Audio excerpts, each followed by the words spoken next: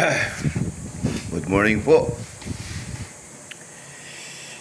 Ngayong 8:15 po ng umaga. Friday po ngayon. Good morning po sa ating mga kapwa Pilipino dito sa ating bansa. At maging sa mga kapatiran natin sa pananampalataya sa ating Diyos. So, ngayong umaga po masyado po kung nanghihina. Ang ibig sabihin nanghihina nawawala ng pag-asa na itong ating bansa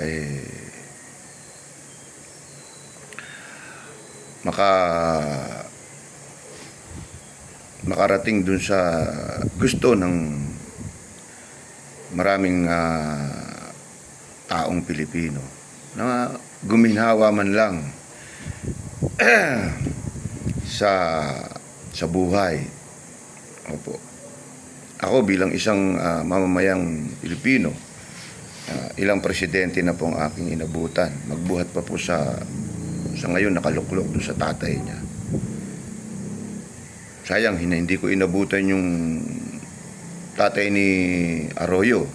Kasi yan ang sinundan niya, si Macapagal. So, nung time na yun, kakakapanganak ko lang. Ang ibig ko sabihin, mga kapwa ko, doon nga sa nangyari sa Senado. Alam naman natin ang pangyayari. Opo. Kahit na meron nga akong mga comment sa social media, kahit na elementary, basang-basa na po yung mangyayari sa ganung kaganapan na nangyari sa Senado. Biro mo, within almost 6 months na nawala itong si Senador De La Rosa, o ito si Bato, ay nung alam niyang darating yung impeachment complaint sa Senado, siyempre kinakailangan magbago ang liderato ng Senado. Dahil doon lang mahaharang nila Opo. Doon sa Senado. Yan po ang katotohanan. Dahil sa Kongreso, sa mababang kapulungan, hindi po nila po pwedeng harangin kasi majority na po doon. Nakita niyo yung number ng Kongreso na bumoto doon sa impeachment, doble po sa hinihingi na 1/3. Opo. Doble po. At identify yung mga SARA. Opo, yung mga talagang SARA, opo. Identify po. Doon sa dalawang nag-abstain, siguro playing safe yung dalawang yun. Okay lang naman yun mas mabuti yung ganun kaysa hindi ka bumoto. Opo. Ang ibig ko sabihin bumoto ka ng no. So pagka neutral ka lang, okay lang yun. Kumbaga tinatawag natin yung playing safe yan. Opo, yung kanyang So, ibig ko sabihin, nagpunta lang doon itong mamang ito na si Bato upang maging majority sila noong time na yun. Opo. Napalitan yung nakaupong si Senador Soto kasi nag-majority sila. Naging 13 sila at siyam yung napunta kay dalawa rin ang nag-abstain dun sa si Subiri at saka tong sino ba to? Si Ercito. Si JB Ercito. Nag-playing safe din itong dalawang to. Okay lang yun. Walang problema ron. So after na makaboto, di ba't inaaresto na siya nung gabi Nagpunta yung mga MBI nung gabi. So hindi siya ibinigay nung bagong naluklok na presidente na si si Cayetano. So nagkaroon ng ng tinatawag na custody. Opo. Dahil humiling itong kung di ako nagkakamali, itong si Marcoleta. At sinang-ayunan naman ito ni Robin at ni Villanueva ang pagko-custody dito kay Senador De La Rosa. So hindi nakuha itong si Bato sapagkat yung bagong namumuno ng Senado ay meron siyang gustong mangyari. Hinihingi niya yung local na warrant of arrest. Opo, hindi nila ina-accept yung warrant of arrest ng international na galing sa ICC. So ang gusto niya mangyari, ibibigay namin ito. Oh. Bakit hindi namin to ibibigay kung talagang may warrant of arrest siya na galing dito sa ating bansa? So hindi nga nakuha ng MBI sa pamumuno nito ni Matibag. Opo. Hindi po nakuha. At then nakalipas ang isang araw kinabukasan, 2 days nang maipo itong si Cayetano. Naging custody nga ng Senado itong si Bato. So nagkaroon ng komisyon. Pagsapit ng gabi, nagkaroon po ng komisyon. Maging ako kasi nakasubaybay po ako through cellphone. Kasi nga tinitignan ko kung ano mangyayari sa paglutang ni Bato. So nagkaroon ng komisyon nung bandang gabi na. Nagulat ako, nagdatingan yung Philippine Army na Marine, and then ang PMP nagtalaga ng higit 1 batalyon. Opo. Kasi kung di ako nagkakamali, ang 1 batalyon yata 1,000 person na soldiers. Higit 1 batalyon. May bilang doon siguro mga 1,200. So nagkaroon ng komisyon sa loob ng Senado. Nandoon ng pinakita doon sa pagdating ng Marine, pumanik po yung Marine sa loob. Doon sa plenaryo, doon sa second floor, nandun po sila, naka-full battle gear po sila, naka-uniforme, itong mga Marine na to. And then, yung mga pulis, nakapaikot po doon sa base nung building ng Senado. Opo, katabi po niyan yung GSIS. Kasi sa totoo lang, hindi naman talaga totoo. Hindi naman talaga yun yung office ng Senado nung araw. Yung Senado nung araw, nandiyan po sa Manila. Nung araw, na ngayon kung di ako nagkakamali, na ngayon, museum. Diyan po nag-o-office ang Senate nung araw, diyan. So, nalipat sila diyan sa building na malapit sa GSIS. So, madalit salita, nagkaroon po ng putukan. Opo. Nagkaroon ng putukan doon sa Senado at siyempre, ang dahil tao doon, nagpanik ang mga tao. At ipinakikita doon sa napapanood ko doon sa video na live galing sa cellphone. Nandun sa isang kwarto yung mga senador. Opo. Andun sa isang kwarto yung mga senador. Wala doon si Bato. Wala po doon si Bato. Wala po doon si Bato. Ang nakikita ko lang doon, yan nga si Cayetano, si Pias, yung kapatid niya, si Amy Marcos, ito si Bongo. Wala din doon si Robin Padilla. Hindi ko nakita doon si Robin Padilla. Opo, doon sa pagtitipo na yon. So, nagkaroon ng putukan. Nagkaroon ng sigawan, yung mga media men nandun, nagsisigawan sila, nagkaroon ng putukan. Narinig ko rin kahit sa cellphone ako nanonood, nagkaroon ng rapid fire, yung sunod-sunod. Bababab. At may nagsalita itong sekretary ng Senado, si Mendoza. Ang sabi niya, NBI daw nagpaputok. NBI. Maging yung mga senador, NBI daw.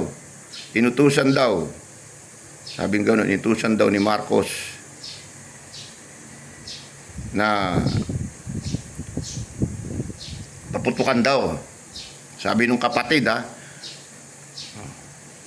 Sabi nung kapatid. So, yun, nangyari nga yung ganon, may mga senador nagpapadala ng live na messages na sila raw doon pinagbababaril daw sila ron. Kanya sila yung may nakita akong isang senador naka bulletproof na. Suit niya na yung bulletproof niya. Pero nandun sila sa isang area, kwarto yata yun, nandun sila, nakakatipon-tipon sila ron. So pagkatapos na mangyari na to, itong senaryong ito, natigil na po. So nagkaroon na ng issue na mga, hindi natin masasabi to, puro hearsay lang to. Opo, na mga tropa raw ng NBI ang unang nagpaputok. So, ikaw, tatanungin ko kayo, ang NBI po, kalimitan po dyan, puro lawyer po yan. Opo, puro lawyer po yan, yung mga NBI na yan. So, meron sinusunod po yan na command. Walang iba kundi si Director Matibag, si Director NBI Matibag.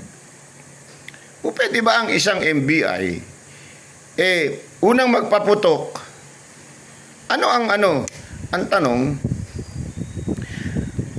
ano ang kanilang plano? Bakit sila magpapaputok? Oh, di ba? Bakit sila magpapaputok? Ano ang plano nila? Ano yung adhikain nila?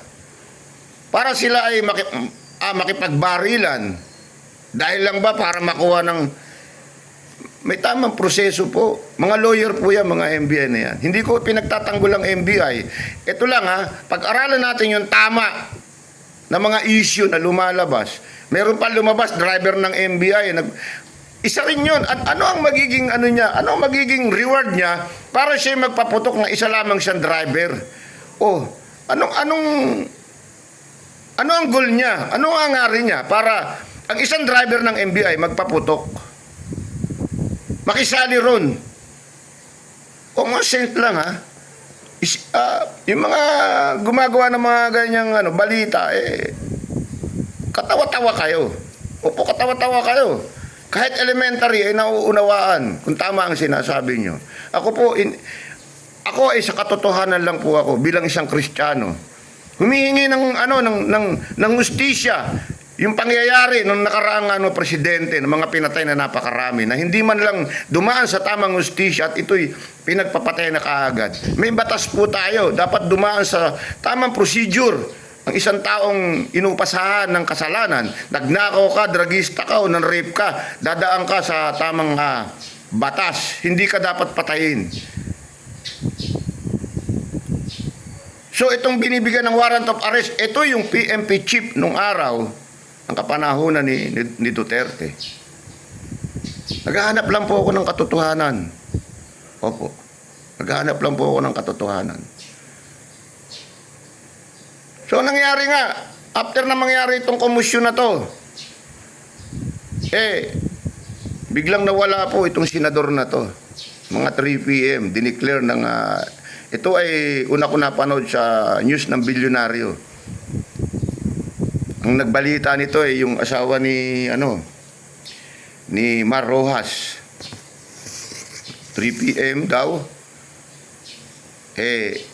nakalabas, nakakawala si kasama si Robin Padilla. So Ako'y nagtatanong lang ha. Ang tinatanong ko ngayon, dahil ito ay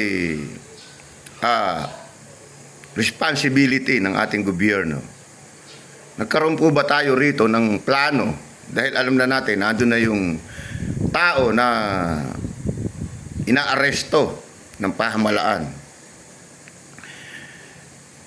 Hindi po ako abogado, hindi po ako graduate ng criminology. Opo. Isang pangkaraniwan tao lang po ako.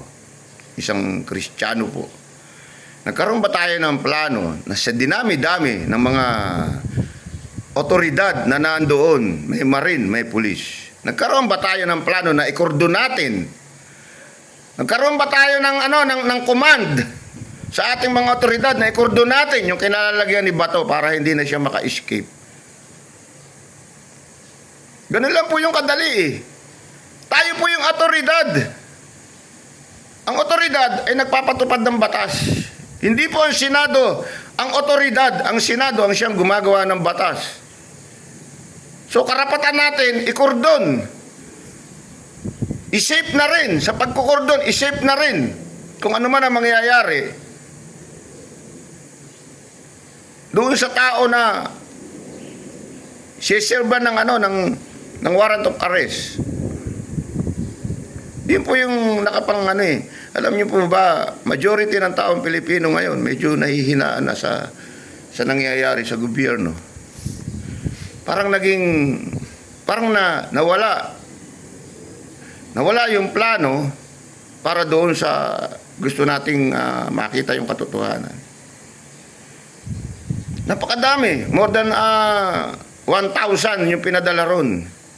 Hindi natin, so nagpunta ron yung isang kinatawan ng gobyerno, si Remulla. Ano ang ginawa ron? Nag-declare, hindi po ako mang-a-arrest. Okay, hindi ka mang-a-arrest. Nakipag-chikahan doon, umupo doon sa mesa. Dapat po, bilang isang DILG, wag po kayong magagalit, John Vic Remulla. Sa mga Remulla, mataas po ang aking pagtingin. Hindi ka dapat na pumunta ron upang maghayag ka ng ganun. Dahil ikaw ay isang secretary DILG. Dapat ang ipinakita mo ron, nagplano ka ron. Magpadala ng pulis dito, ikordon nyo tong lugar na to. Opo. Ikordon nyo tong lugar na to para rin sa kasiguruhan ng mga Senado at walang mangyari.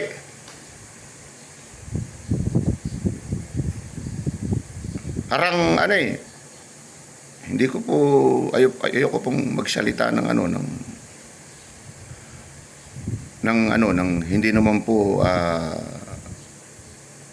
maganda para naman doon sa mga taong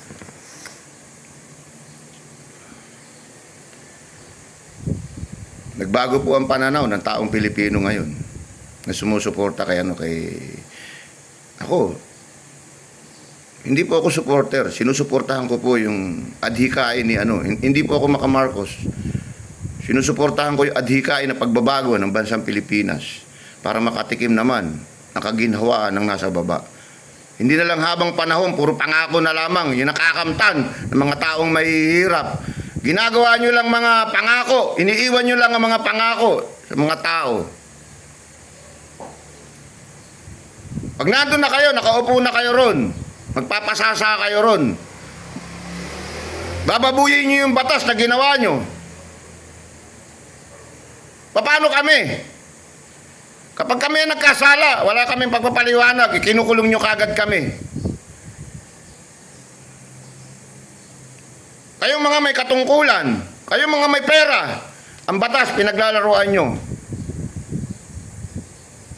Tandaan nyo, merong isang hindi nyo mahihinga ng pabor. Tayong lahat, mamamatay tayo. Ako, kahit wala akong pera, ipinaglalaban ko ang dangal ko. Pinaglalaban ko yung prinsipyo ko.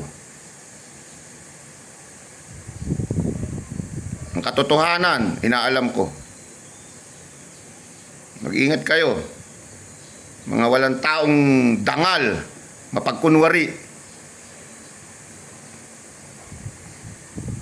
Darating ang panahon, sisingiling kayo. Hindi sa ngayon. Maaring naliligayahan kayo, maaring masaya buhay nyo ngayon. Hindi habang panahon, masaya ang buhay ng isang tao. Lalong-lalo na ang isang taong gumagawa ng masama. Tandaan nyo po yan. Ang Diyos ay nasa itaas, nakikita ang tao. Ang sabi ng ng words of God sa Old Testament, lahat ng bagay na ginagawa natin dito ay nakikita niya. Maging masama o maging mabuti ito. At merong kaparusahan ang lahat ng nangyayari dito sa lupa. Kaya yung pangyayaring yun, wala po akong pinagbibintangan doon, ni Senado, ni gobyerno. Kanya lang, ang akin, parang nagkulang yung plano para hindi makatakas yung isang taong dapat managot sa ginawa niya sa nakaraang pamumuno. Parang nagkulang ang mga otoridad na nakatataas kung ano ang dapat na gawin. Parang isa rin, pinabayaan na rin. Gumawa lang ng isang pelikula, isang komisyon na para matakpan. Konting barilan, nakatakas na si De La Rosa. Pinagtatawanan po tayo ng ibang bansa. Opo, pinagtatawanan tayo. Sino mga investor ang papasok dito sa bansa natin kapag ganyan ang sitwasyon na nangyayari sa ating bansa? Sino mga investor ang magtitiwala? Di po ba? Maging sa justice system, parang hindi nangyayari. Opo, hindi nangyayari. Katawa-tawa ang nangyayari sa atin. Meron tayong batas na dapat gawin. Pero sa iilang tao na humahad lang, itong batas na to ay hindi na i-a-apply. Opo. Pwede na pala ngayon yung ganon. Basta marami ka lang pera, marami kang kaibigan, nahahad lang, pwede kang hindi applyan ng batas kung nakagawa ka ng kasalanan. Maraming salamat po sa inyo. Ako po ay nagtatanong lang ng katotohanan sapagkat ang gusto ko po bilang isang mamamayang Pilipino ay ang katotohanan. Iyan po ang nilalagay ko sa isipan at sa puso ko, ang katotohanan. Opo. At iyan din ang gusto na nakararami sa ating mga Pilipino, ang katotohanan po. Opo. Merong pong hindi na sa katotohanan. Pero mas marami po, majority sa Pilipino ay katotohanan po ang hinahanap. Maraming salamat po. Ako lamang po ay nagkomento ngayon upang mailabas ko yung damdamin ko sa nangyari sa nakaraang araw na katawa-tawa po. Gumawa lamang po ng pelikula para makatakas yung taong dapat managot dito sa bansa natin. Opo.